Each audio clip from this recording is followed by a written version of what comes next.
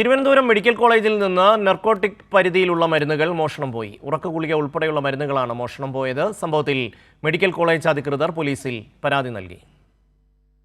കഴിഞ്ഞ ദിവസമാണ് തിരുവനന്തപുരം മെഡിക്കൽ കോളേജിലെ ഫാർമസിയിൽ നിന്ന് നഴ്സിംഗ് സ്റ്റേഷനിലേക്ക് കൊടുത്തുവിട്ട നർക്കോട്ടിക് പരിധിയിലുള്ള മരുന്നുകൾ മോഷണം പോയത്. ആശുപത്രിയിലെ 14-ാം വാർഡിൽ നിന്നുമാണ് മരുന്ന് നഷ്ടമായത്.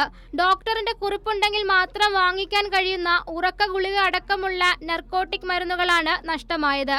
ഇത്തരത്തിൽ അതീവ സുരക്ഷിതമായി ഡബിൾ ലോക്കറിൽ അടക്കം സൂക്ഷിക്കേണ്ട മരുന്നുകളാണ് ഉദ്യോഗസ്ഥരുടെ അലംഭാവത്തെ തുടർന്ന് മോഷണം പോയത്. സംഭവത്തിൽ ആശുപത്രി അധികൃതർ മെഡിക്കൽ കോളേജ് പോലീസിൽ പരാതി നൽകി. മരുന്ന് മോഷണം പോയ ദിവസം ഡ്യൂട്ടിയിലുണ്ടായിരുന്ന മുഴുവൻ ജീവനക്കാരുടെയും മൊഴിയെടുക്കും.